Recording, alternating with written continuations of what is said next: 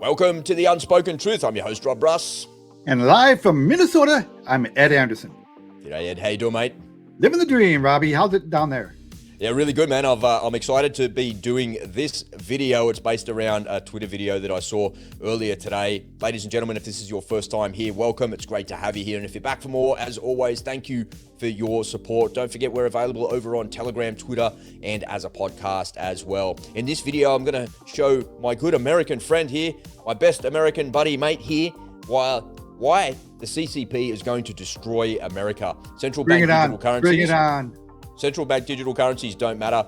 I don't think your finance system and your economy matter anymore. I think the CCP are actually going to destroy the United States.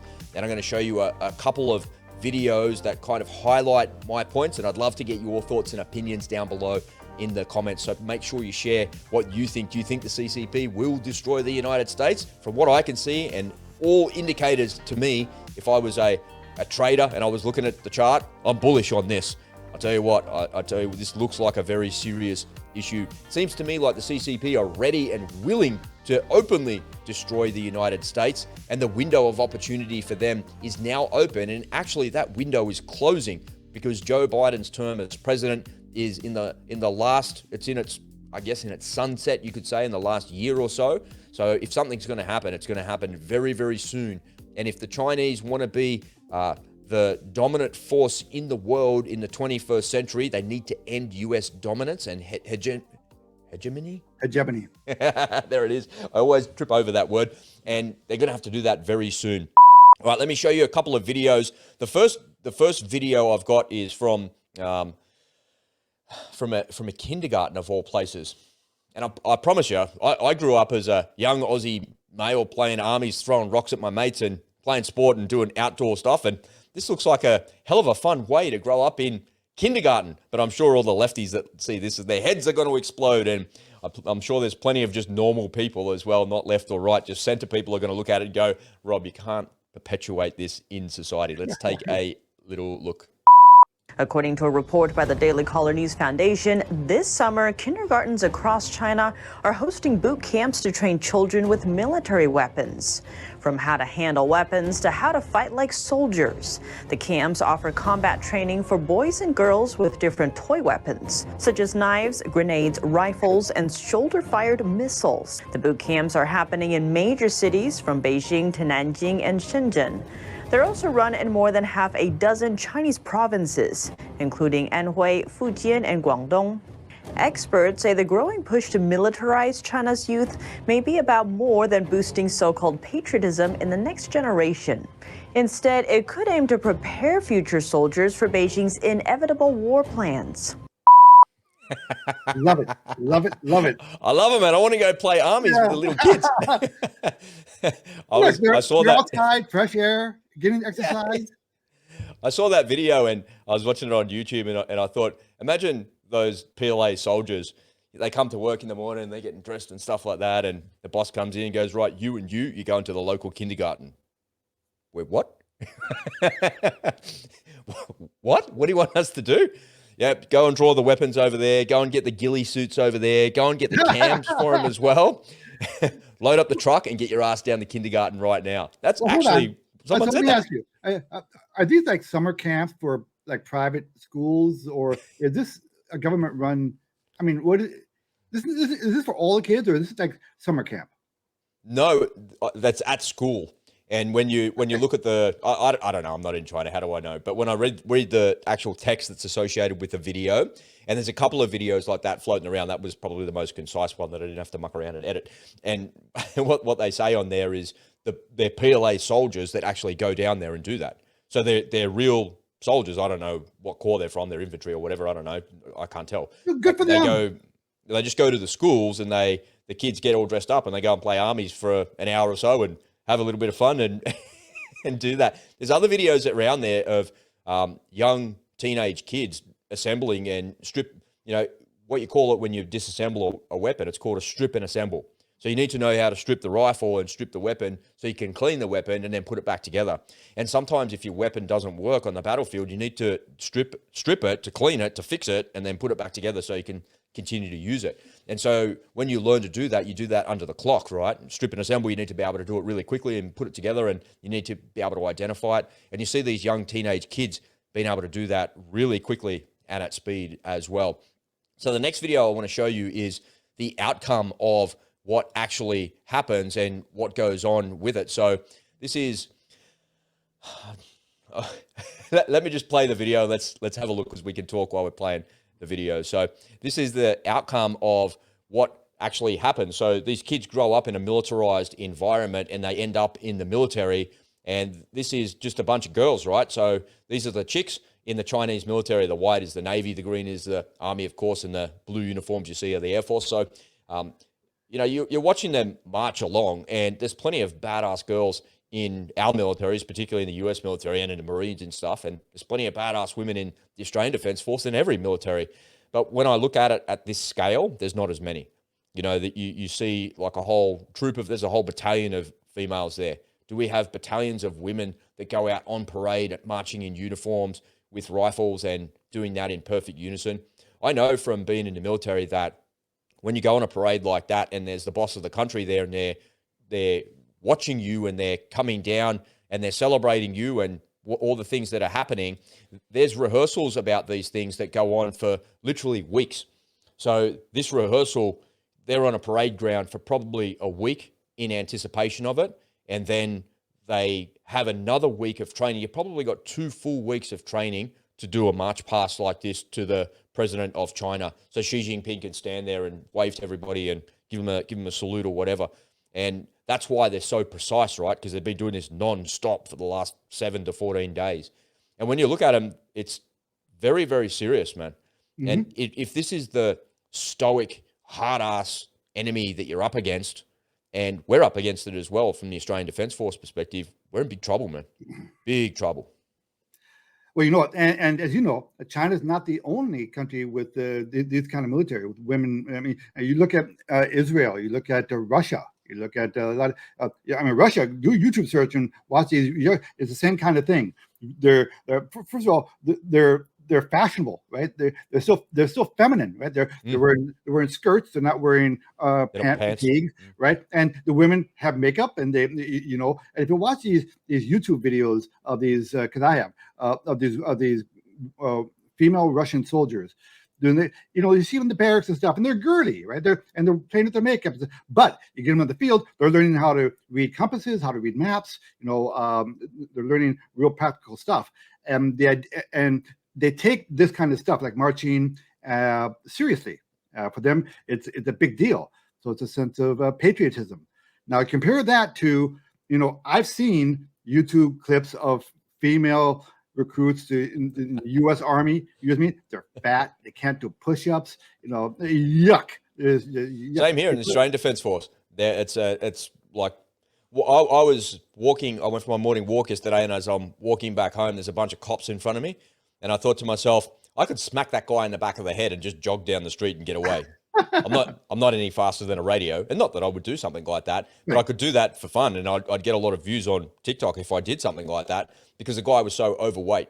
And it's like, what happened to your standards? Yeah, sure, you might have an injury. There's a whole bunch of reasons why you like that, but you know, the standards just seem to slide. There was no standards that slid at all in the Chinese military marching along there in those females there as well. Look, it's one thing to see people on parade. You know, we've seen the Russian military put some amazing parades together and do incredible stuff, especially on their May Day parades that they have. It's amazing. But when they got onto the battlefield, they were found wanting. So it's one thing to actually be really good at marching and being coordinated and doing all of these, I guess, choreographed things. But when it comes to getting into combat, if they can't think for themselves, we're in trouble. But here's the thing, what we do know, sorry to cut you off there, just finish this thought. What we do know is they're not like the Chinese communist soldiers that you think of the Korean War, where they send them forward in wave attacks of waves. And we know that because we've seen, and it's been analyzed extensively by Western media and Western military, and I've looked at it myself as well to say, oh, come on, man, this is bullshit. But when I look at the way Chinese soldiers operate, they seem to be decentralized and they seem to be thinking for themselves. And the reason that they're doing that is because they recognize that during the Korean War, they were unable to be effective, and just sending human wave attacks to the opposite side is not going to get them anywhere. In order for them to be successful in battle, they need to be thinking soldiers. They need to be able to think for themselves. And when you see interviews with these people, they look like they are. And they've learnt the lessons of the past, and they've learnt the lessons of what we do and how we operate and how we're successful with the military. So that, in my view, is very scary when you've got battalion after battalion after battalion of female soldiers that are not necessarily frontline troops, but they're competent and they're able to actually do their jobs really well in a decentralized way without that ridiculous top-down control of the 1950s and 60s, then we're in big trouble. We're in big, big trouble, man. Yeah, now I do want to start by saying I hope I didn't offend any of the women who are in the military, in the U.S. military, because the truth is I do respect you, Yeah. and we have a lot of really, really competent female soldiers in our military. And I think that as nice and professional as these videos look like of the marching ladies and the marching soldiers and the kids playing, I got to tell you, I think I would rather take a Navy SEAL team over your standard, Chinese special ops operation. I mean, I don't know that much about. Well, we don't know, do we? We don't know. We don't know. But I do know that our guys are world class. If you're a Navy SEAL, or if you're a Delta Force, or if you're a Ranger, or if you're in the special ops, you're basically an Olympic athlete with a gun, right? You're a world class. I would go a little bit further. The SF community is, you're an Olympic athlete with a PhD level education in the art of war, and you're surrounded by infinite resources. It's an incredible thing that the US military has been able to do, and special forces throughout the world as well. But special forces don't win wars, man. It's infantry soldiers that hold the ground that actually win wars, and that's why we're seeing the Russians fail so badly. They got incredible Spetsnaz, and they got incredible special forces, and the very sharp end of their spear is amazing. It's really good, and it's very effective, and we've seen it be very effective. But the reality is the regular infantry guys are just terrible, and I'm wondering if that's actually the case. I guess what I'm trying to do in this video, Ed, is just to highlight what's actually happening in Chinese society that you don't really get a window into very much. If they were smart, they would put this out as propaganda a little bit more, and because then you'd be comparing your kids to their kids. But maybe that's why they don't do it as well, because we have giant discourse in our society where we're worried about what primary school teachers are teaching kids about sex and sexuality when they're 7 and 8 years old, and these Chinese kids in these schools have been running around with guns that the PLA soldiers are giving to them, and they're 7 or 8 years old. That's the difference. And maybe that's why the Chinese don't actually telegraph it so much, because we're just going to go, we're just going to let them destroy themselves over there while we're going to get ready to destroy them over here, because it's going to be a much easier fight. Well, let's just all agree. And if you disagree, please let us know in the comment section. But let's just all agree that the American school system sucks. Right. I'm right there with you. Okay. And our military is having a hard time recruiting people because they can't find enough kids who would pass a physical fitness test. Yeah, because no one's playing armies in kindergarten, man. That's right. If they were playing armies in kindergarten like these Chinese kids, more people would want to run around with a gun and kick a door and blow something up because it's fun. Yeah. And even if someone were physically fit, they're not smart enough to get in. There are IQ tests. We do have a law in America where it is illegal to recruit anybody in the military with an IQ of less than 83. And the reason for that is, you're going to need to learn stuff. You're going to need to operate machinery, probably. You're going to need to know how to take orders. You're going to need to be a thinking person. So, but the way we're graduating kids with the education they have today, they might have to lower that standard quite a bit. Maybe take it down to 23. I don't know. What's the IQ of a thumbnail? I don't know what the, our kids, side by side, right? We have our kids playing video games, and then you got the Chinese kids playing army. Yeah, and the Chinese government saying you're only allowed to play video games for a couple of hours a week. And we know that you are. And if you're doing that, we're going to kill your social credit score. So the kids are like, oh, fuck it, let's go outside and play soccer. That's more fun anyway. So they're actually getting outside and doing that. There's a lot of good aspects to it, I'm not some CCP shill or some commie shill. But they're right. I've got to say, I've got to give them credit where credit's due. Yeah, me too. And what's wrong with fostering a sense of patriotism in your country? China, CCP or not, doesn't matter. Now, I'm old enough that when I was a kid, we actually did say Pledge of Allegiance before class in elementary school. Mm-hmm. I'm sure they don't do that anymore. Maybe some of your private schools, I think they still do that, but not the public school system. Right now, you're saying allegiance to this pride flag instead of To the state. to the state. All right, let's move on from there. There was an interview yesterday with Tucker Carlson and Andrew Tate. It went for a couple of hours, for about 2.5 hours. If you've got the time, speed it up, watch it you probably can't watch it at 2 speed because Andrew Tate speaks really quickly and so does Tucker. Yeah. You probably watch it at 1.5 speed and you'll get through it in an hour and a bit. It's worth watching. It's actually really funny. It's really, really, really funny. And he talks about a range of issues. Andrew Tate talks about why he was locked up and what happened to him, and it's actually laughable. There's no evidence against him. And they're just doing it. They say to him, well, what he says is that there's 3 stages.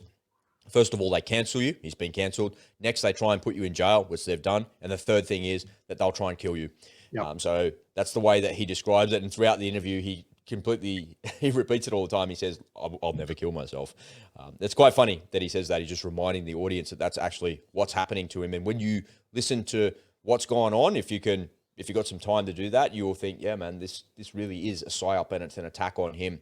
But one of the things he says in the interview, because Tucker asks him about, what do you think about all this trans stuff and whatnot? And he said, look, you know that I'm a kickboxing world champion. I spent a lot of time in Thailand. And in Thailand, they don't have trans women or trans men or something like that. They have lady boys.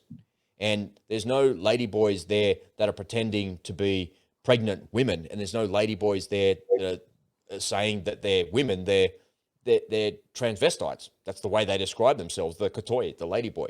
Right? So he said, in that part of the world, it's just accepted and it's just normal. It's like, oh, whatever, man, that's just how it is. But here in our Western society, it's this big giant thing and this big craziness going on.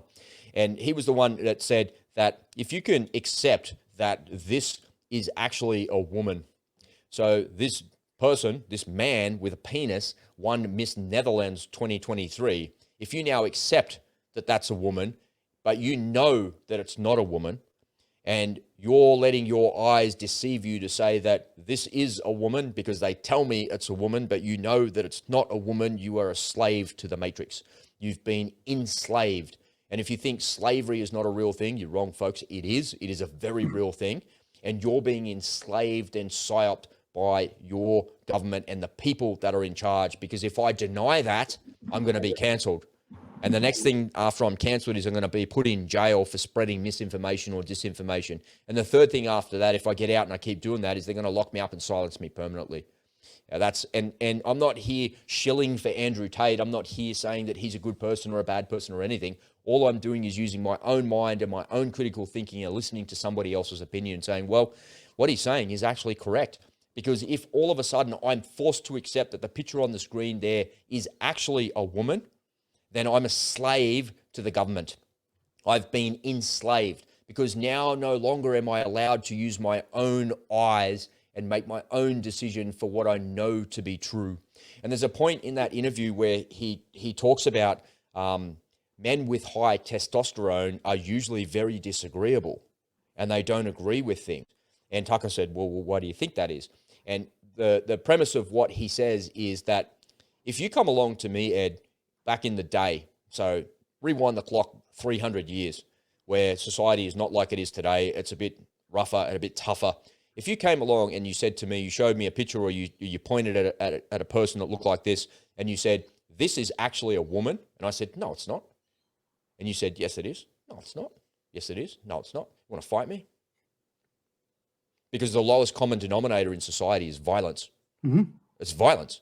And that's why he says that high testosterone males are violent, because that's the propensity for testosterone. And the reason for it is because when we're disagreeing about something and you say, hey, we're going to go out hunting, Rob, and we're going to go down that path there because I reckon it's better to go down there. And I'm like, it's not better down there. I was there yesterday, man. It's shit. It's flooded. We can't go. We're going to go down this path instead. You're like, no, we're going down that path. No, we're not, man. If we go down that path, we're both going to die. We've got to go down this path.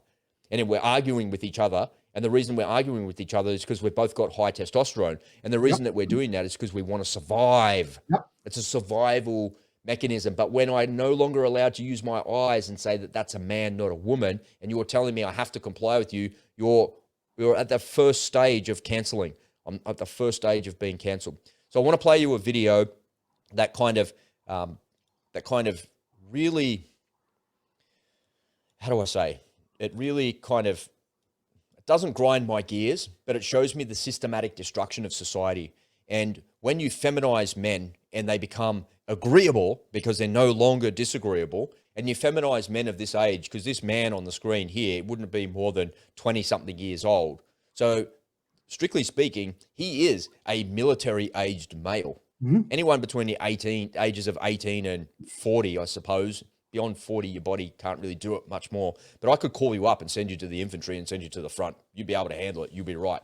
Most people 40 and above wouldn't be able to handle that or to actually be able to deal with that. So if you can feminize military age males, it's going to be very easy for you to control society. And the CCP, I believe, are responsible for this psyop. You know, when you think of the Matrix and you think of who it is, the CCP are very smart, man. They've just embedded the thought process into these crazy radical leftists. And this is where we end up. This is why I say the CCP is going to destroy American society. You have an open border right now with military-aged males, Chinese, walking across the border, and the very next day they're at a gun range. And the very next day they're actually firing and getting ready. You must have literally thousands of CCP saboteurs inside your society right now. Then you've got the Chinese gangs and the Chinese mafia pumping fentanyl into your country, destroying your youth. And then we have TikTok. So this video comes from the libs of TikTok. If you just look for that on Twitter, you'll find it. But this is the end result of the CCP psyop. This is what's going to happen. So let's take a little listen. The first trans woman to have a successful uterus transplant, ovaries and eggs included. And I want to be the first trans woman to have an abortion. I will let a doctor who has successfully transplanted a uterine complex before cut the organs out of a willing, healthy, transmasculine donor, place them in my body.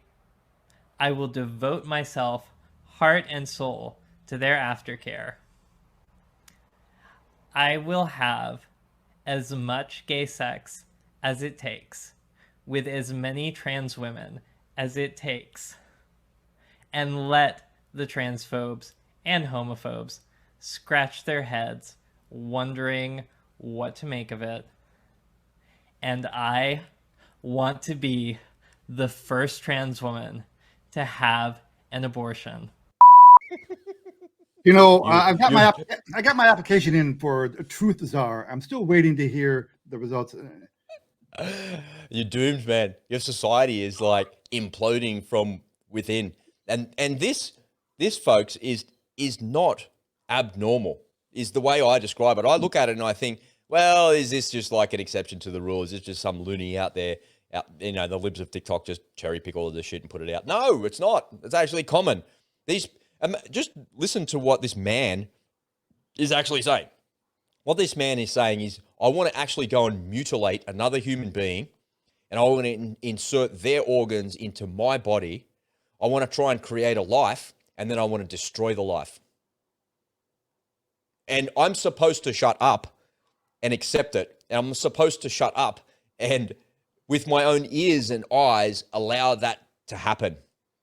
And the people that are out there perpetuating this garbage, the people that are out there doing this are the ones that are going to be responsible for the complete and total destruction of Western society. Yep. And it's not going to take very many of them to do that, because if I come out and say, this is ridiculous, this person wants to murder a baby, this person wants to mutilate another human being to their own end. So what was that all for? Why did you want to be the first person that did all of that? I don't understand. I don't see any of it. What I do know is that in Chinese society, CCP or not, Chinese people just wouldn't have it. They just wouldn't have it.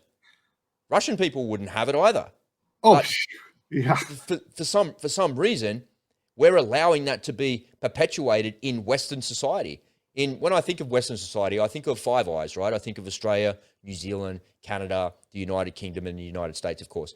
But then there's all the other European nations that hold all the same sort of conservative Christian values, they all fall under the same remit.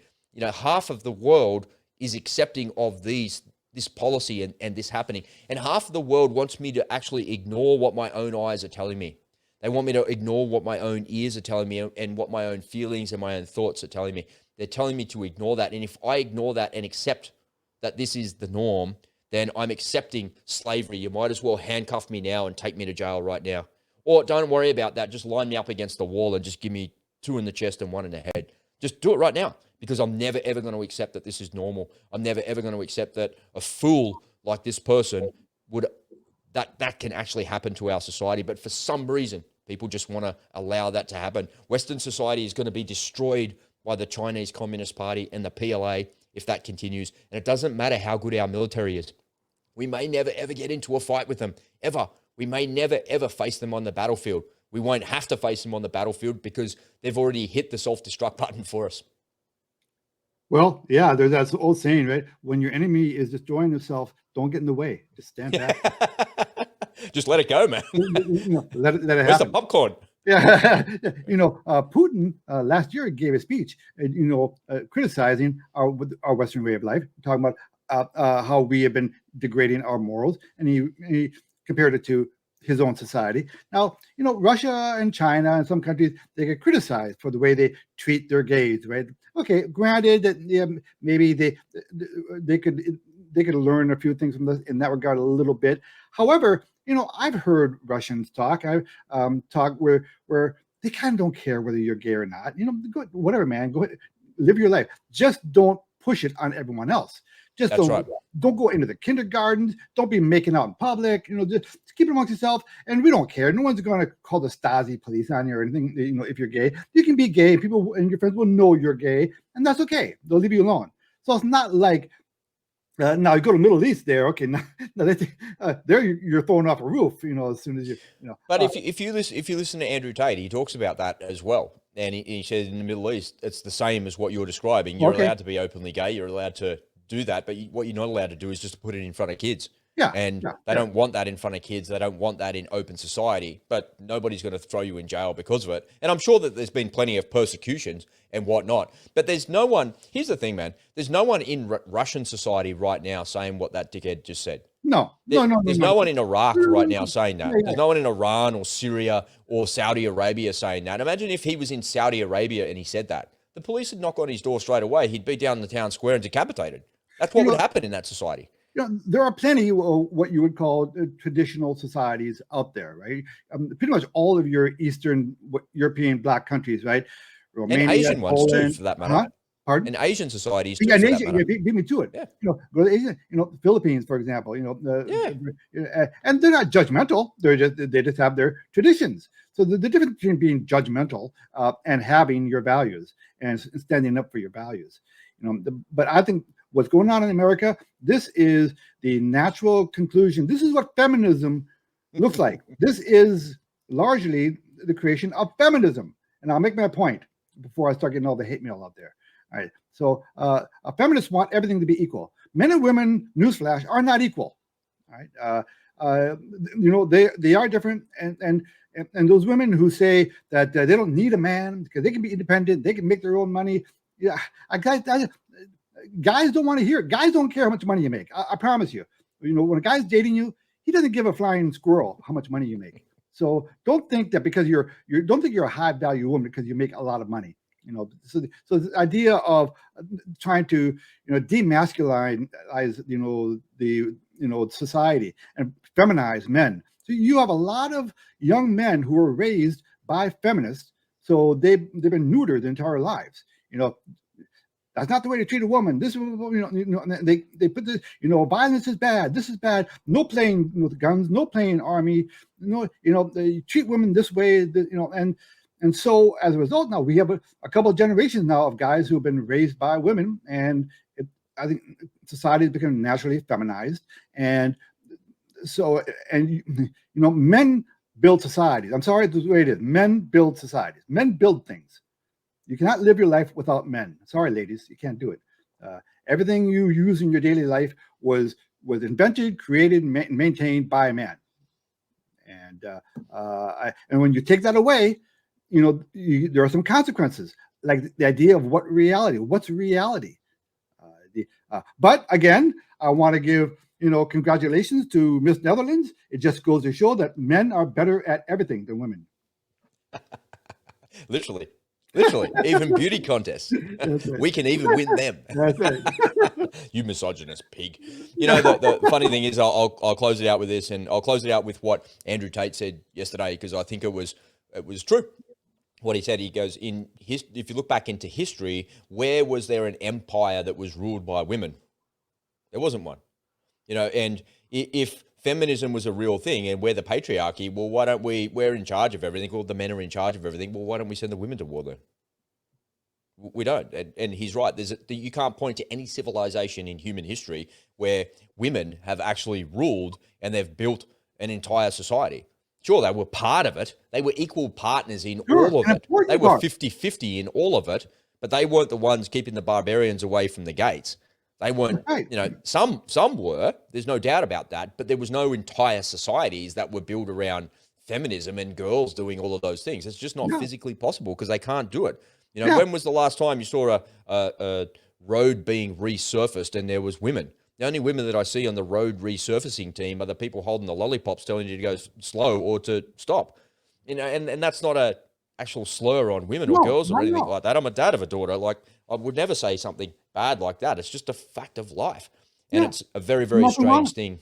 And I love women, and so do you. And we're not saying men. We say men are better. We're joking, right? We're a little hyperbole. We're trying to make a point, but both genders play a role, and those are the natural. Those are natural roles.